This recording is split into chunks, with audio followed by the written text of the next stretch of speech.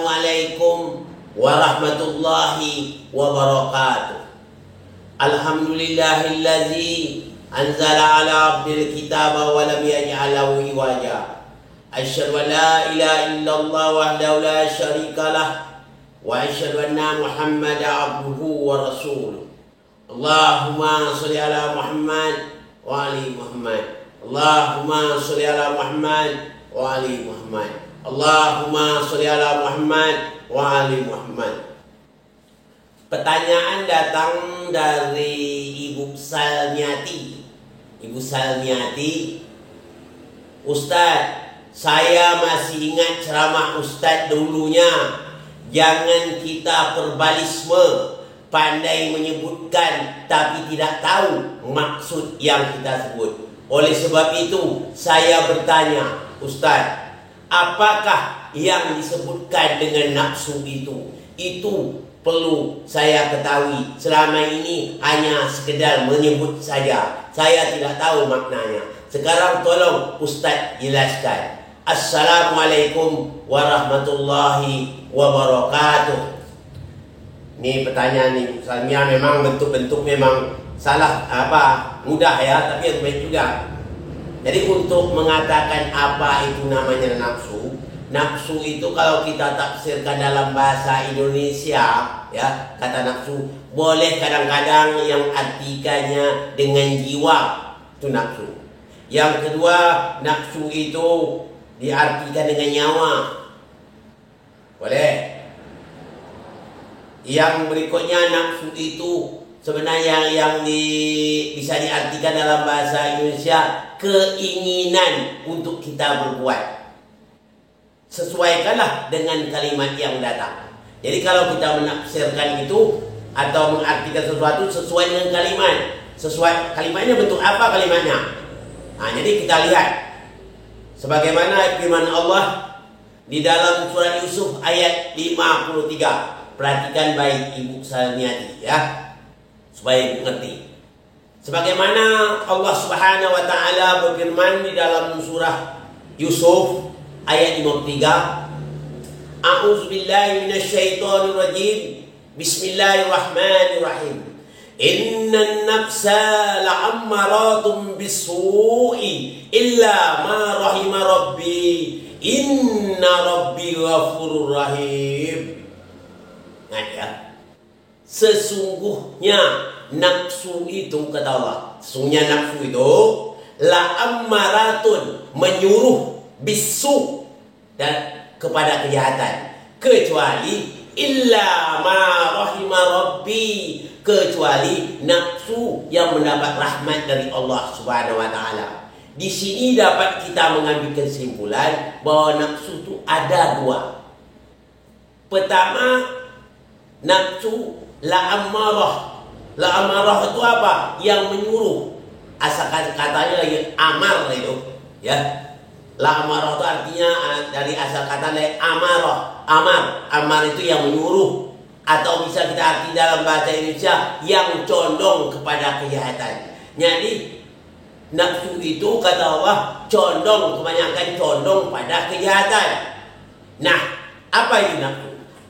Jadi kalau di sini kalimat ini yang dikatakan nafsu, kalau berdasarkan kalimat ini adalah kemauan, merupakan keinginan. Katakanlah kita berkeinginan punya rumah mewah, itu nafsu namanya. Katakanlah kita punya mobil mewah, ingin punya mobil mewah, itu keinginan juga. Itu namanya nafsu. Atau kita ingin banyak kekayaan yang sangat banyak untuk kita, itu juga keinginan namanya. Tapi keinginan itu selalu mengarah kepada kejahatan, kata Allah. Kadang-kadang orang ingin kaya, dia berusaha supaya kaya. Bermacam cara yang dilakukannya, yang penting dia kaya. Itu nafsu namanya. Jadi nafsu bisa dalam kalimat ini kita artikan keinginan atau kemauan atau suatu ambisi. Kita sangat ambisi, ya, mau jadi jadi seorang pejabat, mau kita punya ambisi, itu nafsu kita namanya, keinginan kita namanya.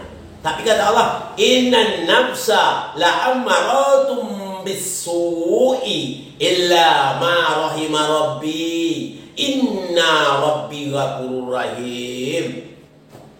Nanti kata Allah apa? Sesungguhnya nafsu itu sesungguhnya nafsu itu mengarah kepada kejahatan atau menyuruh kepada kejahatan, kecuali illa ma rahima rabbi, kecuali nafsu yang telah diridhoi oleh Allah, nafsu yang mendapat rahmat dari Allah Subhanahu wa taala. Jadi kalau nafsu yang mendapat rahmat dari Allah Subhanahu wa taala itu nafsu yang diridhoi oleh Allah, itu termasuk nafsu yang baik. Nah, jadi ada dua nafsu, ada nafsu yang baik dan ada nafsu yang jahat. Nah, itu maksudnya. Jadi nafsu yang jahat itu yang dilarang oleh Allah Subhanahu wa taala.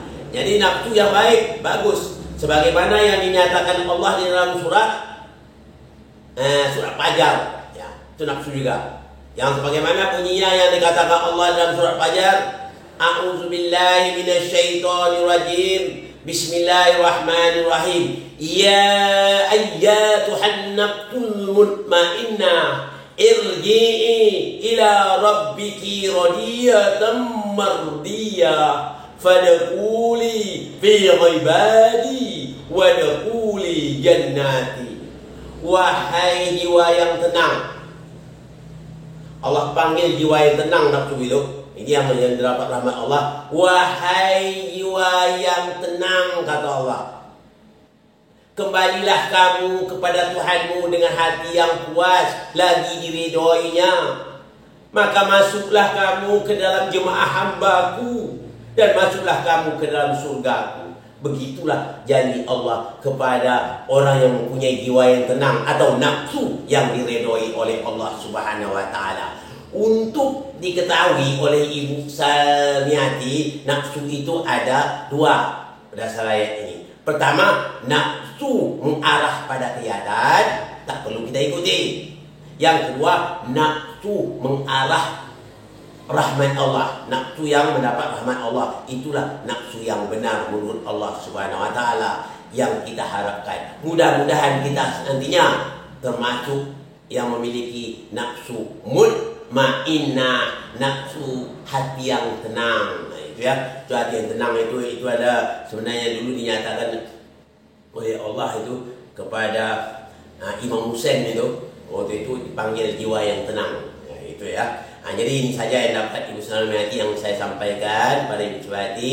Mudah-mudahan Ibu Salmiati dapat mengerti dan paham. Kalau juga tidak mengerti juga, nanti boleh saja datangkan saja ke Dumai, ya, ke Dumai, Kecamatan Teluk Makmur, ya, dan Teluk Makmur, datang saja ke sana, ke sini, insyaallah nanti saya akan jawab, atau via telepon sajalah yang lebih mudah, ya, datang aja di via telepon atau WhatsApp, nanti saya jawab sejelas-jelasnya yang belum jelas. Itu sebenarnya. Yang kedua, ada juga pertanyaan ini, ya, Ustaz, apa bedanya tafsir dengan takwil? Nah, itu akan saya jawab nanti, ya. Mana dalam ayat Quran yang harus ditafsir, kita tafsir, mana pula yang kita takwil. InsyaAllah pada lain kesempatan saya akan jawab, ya. Ini saja yang dapat saya sampaikan pada kesempatan ini. Mohon maaf dari segala kekurangan. Wabillahi taufiq wal hidayah. Assalamualaikum warahmatullahi wabarakatuh.